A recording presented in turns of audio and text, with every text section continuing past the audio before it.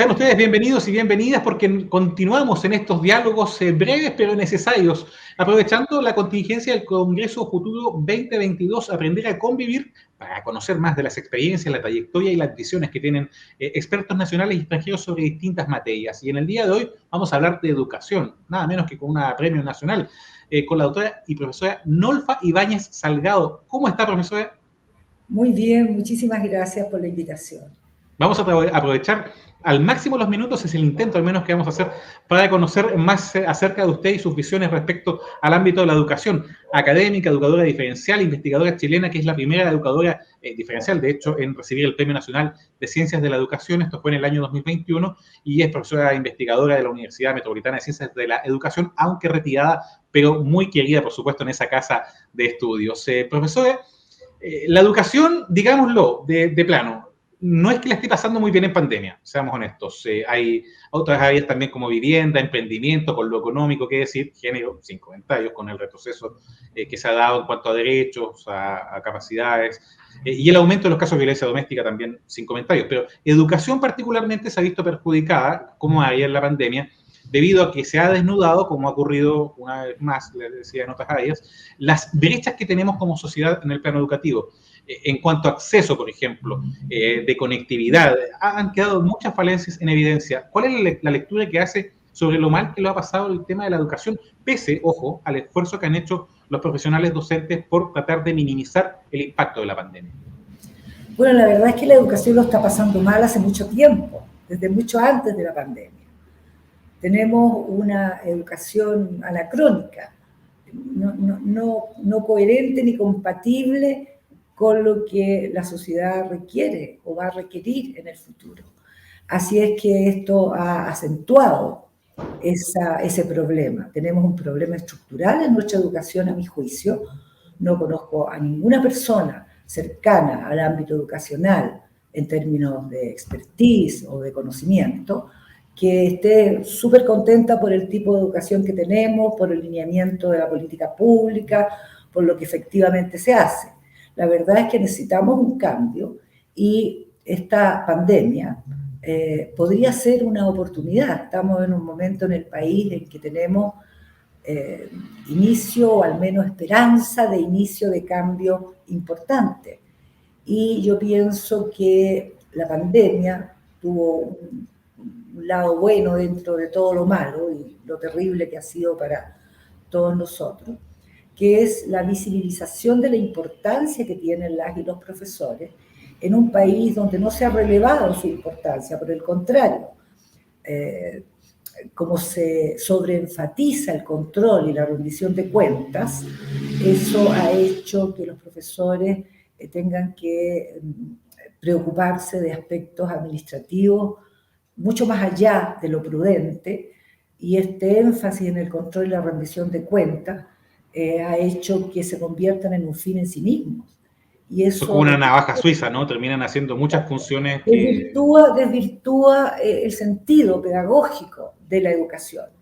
Y lo peor de todo es que esto se hace desde hace tiempo, no desde este gobierno, desde hace tiempo, y se hace una y otra vez más de lo mismo. Se profundiza en más de lo mismo, esperando resultados diferentes, que por supuesto nunca van a llegar si no hacemos cambios importantes tanto en el sistema educacional como en la formación docente. Profesora, yo le he escuchado recalcar la importancia en la formación de las relaciones de ciudadanos, el rol de las emociones. Es súper importante y es un tema que usted ha estudiado. Ahora que estamos encerrados, ¿qué perdemos y por qué no pensar también, a propósito, qué ganamos con estas restricciones y confinamientos? Que, claro, pueden sumar quizás en lo tecnológico, para los que tienen los medios, obviamente, pero claramente anticipan también efectos en las relaciones personales, en cómo nos relacionamos, cómo nos miramos, la interacción, por ejemplo, entre los más jóvenes y los más niños. Sin duda. ¿Cómo se relaciona eso, ese punto, con también otro tema que usted ha estudiado, que es la metodología interaccional integrativa, de la que nos habló durante su ponencia en el Congreso del Futuro? Claro, mire, esto de las emociones, primero que nada hay que aclarar que el concepto de emociones con el que yo he trabajado por tantos años es el concepto que puso en el tapete Humberto Maturana, ¿ya? nuestro gran epistemólogo, amigo y colega, con quien tuve el privilegio de trabajar bastantes años. Aunque nunca trabajamos en la misma institución, siempre fuimos, como él decía, amigos en el quehacer. Bueno, esta concepción tiene que ver con considerar las emociones como disposiciones corporales, disposiciones del cuerpo para hacer cosas, para las acciones, que pueden cambiar momento a momento porque son dinámicas. Entonces él decía, no hay ninguna acción humana sin una emoción que la funde. Primero la emoción, después la razón. Esto yo lo comprendí en los 80, después de haberlo conocido y comprendido su teoría. Y yo había desarrollado la metodología interaccional integrativa con el propósito al inicio de facilitar aprendizajes para niños que no aprendían de la misma manera que sus pares. Y el fundamento teórico era fundamentalmente la teoría de sistemas. Entonces, cuando comprendí la teoría de la biología del conocimiento de Maturana, eso le dio una robustez enorme al marco epistemológico desde el cual surge la MI, que tiene ese nombre por otras razones que no las voy a decir porque tomaría mucho tiempo, pero eran propias de la época. Estamos hablando a principios de los 80. Y que está hecha para considerar las emociones de las y los estudiantes en el aula, para acoger la diversidad, que es el problema que tenemos en educación en general, y en todo grupo humano que está dirigido por alguien que tiene una situación de poder, como es el caso del profesor o profesora en el aula, para acoger la diversidad y para recoger las experiencias de los estudiantes en torno a la temática que se trate, contenido, relación, objeto o lo que fuere. Entonces, esa es una propuesta pedagógica que cambia la interacción habitual, el contexto interaccional del aula, que es habitual, lo cambia al hacer cosas totalmente distintas a las que usualmente se hacen en una clase tradicional. ¿Ya? Profesora, perdón, me quedó una reflexión ayer, y yo quiero que me la corrija si es que estoy equivocado o no, que es que esto permite, como usted bien lo estaba describiendo, preguntas más abiertas, ¿no? No un poco más reflexivas, que permitan conocer más del estudiante, un espacio, como decía, de reflexión. Y yo lo asociaba con esto de evitar el copiar-pegar mental, ¿no? Eso me surgió a propósito. ¿Estoy en lo correcto un poco o no? Está en lo correcto. Efectivamente, la MI utiliza solo preguntas abiertas. Por lo que yo explicaba, ¿cierto? Una pregunta cerrada admite una sola respuesta. Cualquier otra está equivocada. Y ese es nuestro problema. Como no comprendemos realmente lo que implica la diversidad, que es propia de todo grupo humano y por lo tanto condición de la situación educativa, creemos que los demás entienden lo mismo que uno frente a determinadas interpretaciones, podemos decir, del mundo, porque no podemos tener acceso a una realidad tal como es, objetiva, no podemos, por nuestras condiciones de constitución. Entonces, o construimos los significados, hacemos las distinciones que podemos del mundo, y nuestra sociedad tiene la idea mágica equivocada de que todos entendemos lo mismo por determinadas palabras o por determinadas acciones. Y ese es un error, ¿ya? Por lo tanto, las preguntas abiertas permiten recoger efectivamente los saberes de las y los estudiantes respecto a una temática, contenido, relación o lo que fuera en particular. Y entonces el profesor o profesora puede incorporar aquello que sea pertinente para incluirlo dentro de su clase, lo que hace que sus estudiantes se sientan reconocidos en eso y por lo tanto la emoción que se propicia es siempre una emoción favorable para el aprendizaje, porque además no hay instrucciones sobre cómo hacer las tareas. No me refiero a instrucciones. No me cabe ninguna duda. Se gana en cercanía, se gana en sensibilidad, en interés, que es algo que está muy amenazado con todos estos temas electrónicos, ¿no? Estamos conversando y aprendiendo con Nolfa Ibáñez, quien es Premio Nacional de Educación, una apasionada por la formación, como ustedes pueden ver, y una de las voces destacadas que nos deja esta versión 2022 del Congreso Futuro. Y ella acaba de hablar de un tema del cual sabe mucho, que es también trastornos de aprendizaje. Hay una preocupación acentuada por esta situación de emergencia sanitaria a propósito del trastorno de aprendizaje y que puede tener consecuencias para estas generaciones que están comenzando su camino escolar en estas circunstancias tan particulares. Le quiero preguntar, profesora, ¿cómo ha sido la curva a propósito de su experiencia en las últimas décadas en cuanto a visibilidad, consideración, importancia que tienen los trastornos de aprendizaje en cuanto a tratarlos en nuestro sistema educacional? Eso abarcando recursos, programas de apoyo, etcétera, porque era algo que antiguamente se invisibilizaba y me parece que hoy en día se le está tomando más el peso a considerarlos dentro del sistema escolar. Sí, pero eso tiene un lado bastante complejo. El diagnóstico, bueno, está ahora muy en boga, esto de hacer mucho diagnóstico, está ligado absolutamente con lo económico, las unidades educativas, ¿cierto?, tienen que cumplir determinados requisitos para que un niño tenga la subvención, y eso produce muchas veces graves equivocaciones. Yo no quiero decir que los trastornos de aprendizaje no existan, pero, por ejemplo, en la carrera de la cual yo formé parte por muchos años, problemas de aprendizaje, la palabra trastornos de aprendizaje fue sacada absolutamente hace muchos años, ¿ya? El problema que tiene un niño cuando no aprende a leer y a escribir o a calcular en los primeros años de primaria o de educación básica en nuestro caso, tiene múltiples factores, ¿ya? Y el diagnóstico rigidiza y lo pone en un momento, porque es una foto, y esa foto permanece. Y si un profesor recibe un diagnóstico, lee primero, supongamos, Juanito. Juanito tiene un diagnóstico que dice que tiene trastornos de aprendizaje, que tiene, no sé, discalculia, déficit atencional, con hiperactividad, etc. Cuando el profesor conoce a Juanito, ¿verá a Juanito? No, ve el diagnóstico.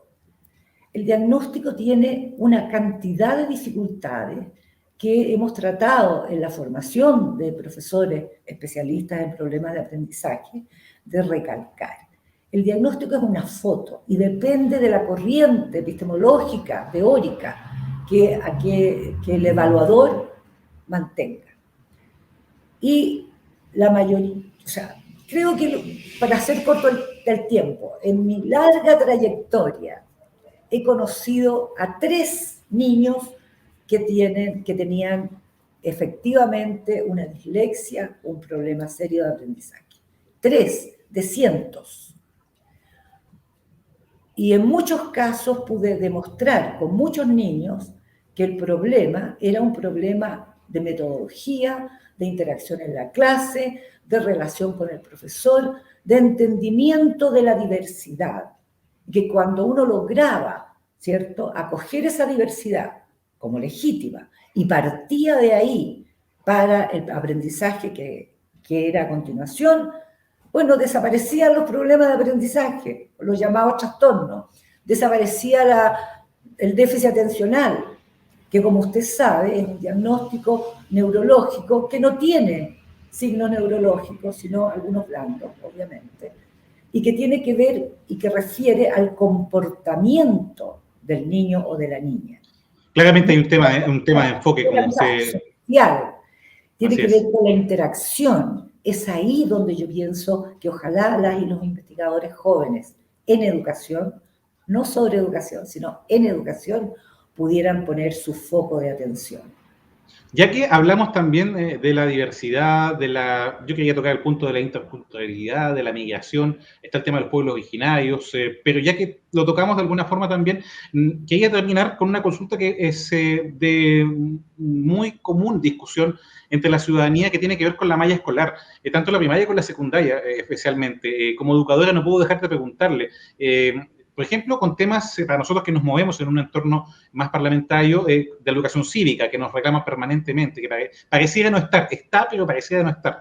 Yo la tuve, pero ahora se ve inserta en otros contenidos. ¿Es poco práctica la malla escolar en Chile, cree usted, profesora, sin incluir, por ejemplo, derechamente educación financiera o considerando capacidades particulares que, como usted bien nos decía, tienen los estudiantes si pensamos en áreas como las artes o el deporte?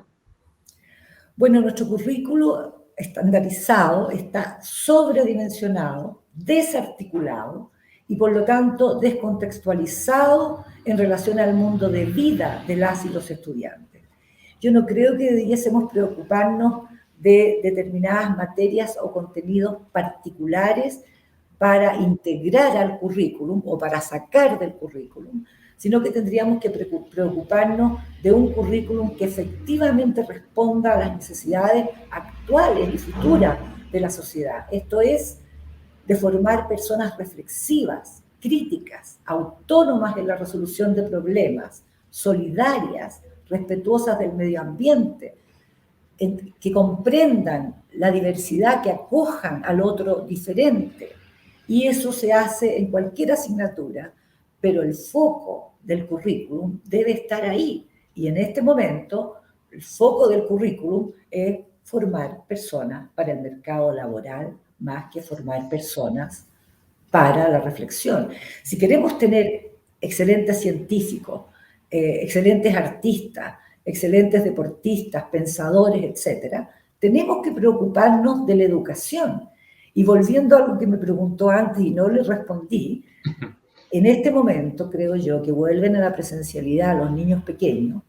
Es muy importante lo que va a ocurrir ahí en las aulas de educación parvularia, porque los niños han pasado la mitad de su vida aprendiendo a desconfiar con la pandemia, ¿cierto? A no acercarse a quien no conocen, a no tocar lo que no está dentro de lo familiar, o sea, a desconfiar. Y uno no puede vivir en la desconfianza. Entonces yo creo que ahí el área de los primeros niveles tienen una gran tarea para reponer esa desconfianza. Y el currículum, bueno, yo espero que finalmente en este país haya un currículum integrado, hecho por quienes saben sobre lo que ocurre en el cotidiano escolar y que se puedan articular las asignaturas para que efectivamente podamos tener ciudadanos integrales, porque en este momento el discurso educativo que todos aceptamos es casi completamente incoherente con lo que uno ve en investigación en las escuelas. Una reflexión bien de fondo aquella. A pesar, quiero decirlo, que hay experiencias maravillosas, hay docentes, hombres y mujeres que han hecho y que están haciendo innovaciones a lo largo de Chile, pero son siempre la excepción. Lo general es seguir lineamientos, seguir instrucciones, que es lo que se ha ido acentuando, y es por eso que yo me refiero a la rebelión docente, porque necesitamos que las y los docentes, que son los únicos que pueden cambiar la educación, yo creo y estoy convencida, no pueden cambiarlo los técnicos, los expertos, los lineamientos, las políticas, ni los premios nacionales. Los únicos que pueden hacerlo son quienes están en la sala de clase, tanto en el sistema escolar principalmente, como también en la formación de profesores. Entonces yo pienso que este es un momento, una oportunidad, porque ha cambiado la emoción. Y quienes integran las comunidades educativas están en una emoción favorable, motivadora para hacer lo que saben hacer y que ha quedado desdibujado en esta lógica de suponer que uno le puede decir a un profesional cómo tiene que hacer su tarea. Un llamado, una reflexión profunda, un llamado fuerte y claro de la Premio Nacional de Ciencias de la Educación, la doctora Nolfa Ibáñez. Profesora, agradecemos estos minutos, nos pasamos largo, se lo dije, nos pasamos largo en cuanto al análisis y nos quedaron cosas sin duda fuera, pero esperamos coincidir en alguna oportunidad nuevamente para poder ahondar en muchas de ellas. Le agradecemos este tiempo que ha tenido para con nosotros. Bueno, encantada, pues, que estén muy bien. Y a ustedes que nos están viendo y que han tenido la oportunidad también de aprender junto a nosotros, en este caso, la experticia de una Premio Nacional de Ciencias de la Educación, los dejamos invitados a una próxima oportunidad para que continuemos también revisando otras visiones y experiencias de más profesionales y expertos que han tenido lugar en esta nueva cita del Congreso Futuro 2022.